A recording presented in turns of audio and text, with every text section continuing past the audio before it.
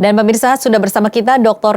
Triunis Miko Wahyono MSc, epidemiolog dari Universitas Indonesia. Selamat sore Dr. Miko. Selamat sore Mbak Tasya. Iya Dr. Miko, ini sudah tepat 1 tahun pandemi terjadi di negara kita dan sering kita melihat ketidaksinkronan data pemerintah selama 2020. Ini bahkan hingga 2021 ini. Ini kalau masih di awal-awal ini mungkin masih bisa kita maklumi karena mungkin masih terkendala sejumlah hal-hal atau perlu penyesuaian. Tetapi ini sudah 1 tahun terjadi. Ini sebenarnya apa yang terjadi, dokter? Ya, jadi surveillance itu punya indikator surveillance begitu. Indikator surveillance itu bisa menunjukkan sensitivitas, bisa menunjukkan akurasi, bisa menunjukkan ketepatan waktu atau timeliness, bisa menunjukkan ketepatan apakah dia merepresentasikan kasus di daerahnya, itu namanya representativeness. Jadi indikator-indikator itu bisa diukur. Jadi bisa dibayangkan kalau surveillance biasanya untuk representativeness itu tidak akan tepat akan selalu underestimate atau lebih kecil dari kasus sebenarnya di populasi, begitu Mbak. Ini bukan hanya kasus yang sebenarnya, tetapi ketidaksinkronan data dari pemerintah dengan data-data lain yang ada di daerah, begitu dok? Ya, jadi ya ketidaksinkronan itu sebenarnya bisa terjadi antara Kemenkes, itu di semuanya itu dilaporkan ke PEOC, Public Health Emergency Center, ya, itu operating center itu ada di Kemenkes.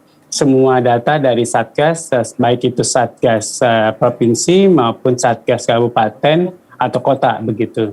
Nah, memang terjadi ketidaksinkronan di awal-awal karena kita belum sepakat apakah melaporkan berdasarkan domisili atau berdasarkan dia tinggal di mana berdasarkan KTP. Kemudian disepakati pada akhir tahun atau sekitar bulan Agustus, ya itu berdasarkan domisili begitu. Baru datanya sedikit akur begitu. Begitu Mbak kira-kira. Tetapi ketidaksinkronan masih tetap terjadi hingga saat ini sebenarnya dok. Nah, sesulit itukah mendata atau merekam data pasien COVID-19? Oke, ketidaksinkronan juga bisa terjadi karena keterlambatan lab begitu. Jadi keterlambatan lab itu seharusnya misalnya hari ini harusnya menangkap kasus-kasus yang hari ini didiagnosis. Kemudian ada yang terlambat 3 hari, ada yang terlambat seminggu, ada yang terlambat 10 hari. Bahkan keterlambatan itu bisa terjadi panjang 10 hari atau 14 hari waktu awal begitu. Tapi sekarang paling lama terlambat seminggu begitu di tempat yang terkecil. Jadi rata-rata terlambat 3 sampai 5 hari begitu. Nah, itu yang menyebabkan juga datanya tidak sinkron. Pada waktu kita akan menangkap kasus yang hari ini begitu, hari ini misalnya ini tanggal 2 ya, tanggal 2 Maret begitu. Kemudian ya akan bercampur semua kasus-kasus yang dia diagnosis 3 atau 5 hari yang lalu begitu. Jadi harus diseleksi ulang begitu. Jadi itu lama prosesnya, jadi kemudian ya itu sering terjadi kekeliruan seperti itu.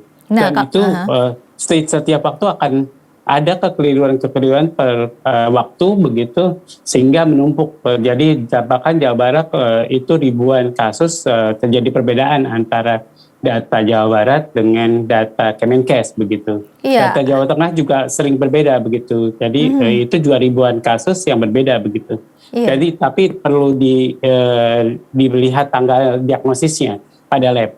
Jadi kalau dilihat tanggal diagnosisnya ya itu perlu disamakan antara Kemenkes dengan data yang berbeda begitu, Mbak Tasya. Iya, sementara itu validitas dari perekaman data ini tentunya sangat berpengaruh pada data positive rate kan dok. Nah ujung-ujungnya ini kan sebenarnya untuk menghentikan penyebaran virus.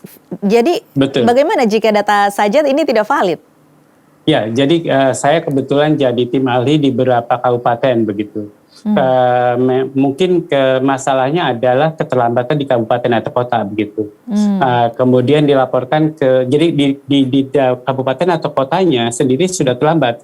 pada waktu dia melaporkan ke PEOK, Kemenkes RI, data itu lebih terlambat begitu. Jadi diakurkan di kabupaten atau kota, kemudian dilempar ke PEOK, ke Kemenkes, artinya dilempar lewat website ya begitu, atau lewat line-nya begitu. Sekarang kan online begitu, lewat line-nya, kemudian ditangkap oleh Kemenkes ya, kemudian dilihat tanggalnya oleh Kemenkes. Kemenkes hanya menerima data, kemudian menseleksi tanggalnya, disamakan begitu.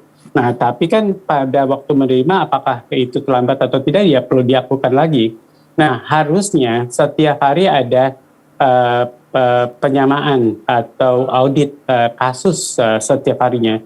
Tapi itu tidak mungkin karena pekerjaan Satgas provinsi, Satgas kabupaten atau kota itu banyak banget begitu. Jadi untuk menyamakan data mungkin seminggu sekali bisa, sebulan sekali bisa begitu. Jadi maka akan selalu terjadi perbedaan data dari PEOK, kemudian data provinsi, Satgas provinsi, kemudian data Satgas kabupaten begitu atau kota begitu, Mbak. Tetapi kan sebenarnya validitas data dan juga keakuratan data ini kan sangat diperlukan untuk tadi para petugas-petugas ini bekerja begitu. Ini merupakan dasarnya mereka bekerja. Bagaimana agar data ini tetap bisa tetap akurat, tetap valid, tetapi juga tidak mengganggu pekerjaan dari para petugas di lapangan. Ya, memang ada validitas atau menyamakan datanya, Mbak. Jadi menurut saya seminggu sekali cukup ya, karena masa inkubasi penyakit ini kan 3-7 hari. Jadi menurut saya bisa disamakan ke minggu ini gitu, harusnya rutin ya. Tapi sayangnya mungkin rutinitasnya agak kurang bisa dipertahankan begitu. Kadang-kadang rutin, kadang-kadang tidak begitu untuk menyamakan data. Tapi itu seminggu sekali. Kalau tiap hari tidak mungkin. Sebaiknya memang tiap hari. Kemudian kalau pada prinsipnya ada perbaikan data. Jadi sekarang kan data yang dilaporkan adalah kasus benar-benar hari ini begitu. Kasus namanya saya lupa namanya. Artinya kasus yang benar-benar hari ini yang dilaporkan. Jadi menurut saya mulai September kalau nggak salah, kemudian datanya sudah data yang current kasus begitu yang dilaporkan pada Kemenkes. Jadi harusnya tidak terlambat, tapi mungkin akan ada terlambatan di kabupaten atau kotanya begitu. Tapi current kasus yang dilaporkan ke Kemenkes adalah current kasus semua. Jadi tidak perlu ragu, tapi mungkin ada yang harusnya karena kasus, tapi karena keterlambat, jadi dilaporkan 2 hari atau 3 hari kemudian.